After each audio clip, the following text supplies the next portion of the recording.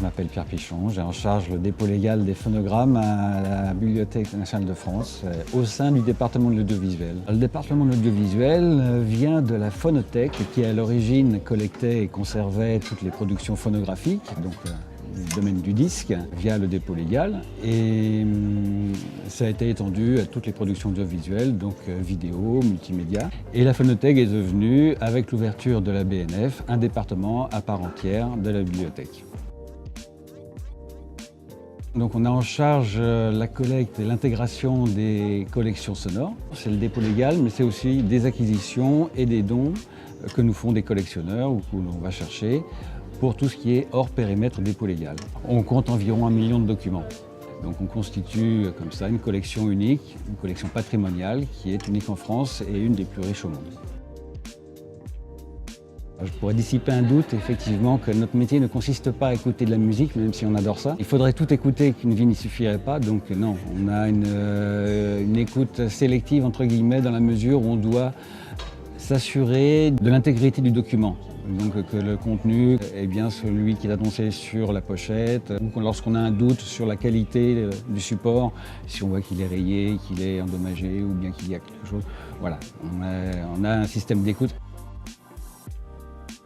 Une des premières missions de la bibliothèque, qui, une fois la collecte effectuée, a pour mission de conserver les documents dans des conditions pérennes pour viabiliser le support et ensuite de pouvoir le donner à consulter ici à la bibliothèque. Donc on a des magasins qui sont répartis tout autour de cette enceinte dans lesquels sont stockées nos collections.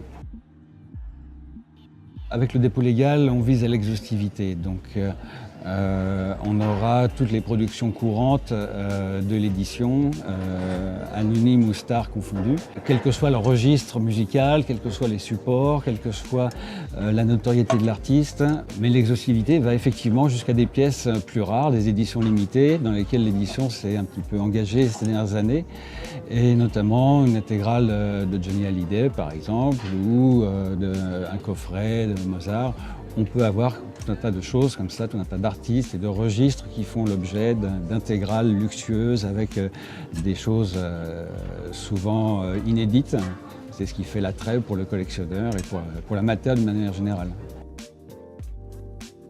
Cette année 2018, nous fêtons les 80 ans du dépôt légal, enfin de la parution du décret en 1938. Et donc nous proposons une journée d'études dédiée aux professionnels, mais pas seulement, à tous les publics intéressés, puisque l'accès en sera gratuit, autour de tables rondes où des spécialistes réfléchiront sur les thématiques et les enjeux liés à la musique dématérialisée. Donc qui aura lieu le 5 décembre prochain, donc, dans nos enceintes. Et puis on aura des visites proposées autour des espaces de consultation, des collections les plus emblématiques de la bibliothèque ou des expositions qui auront lieu à ce moment-là.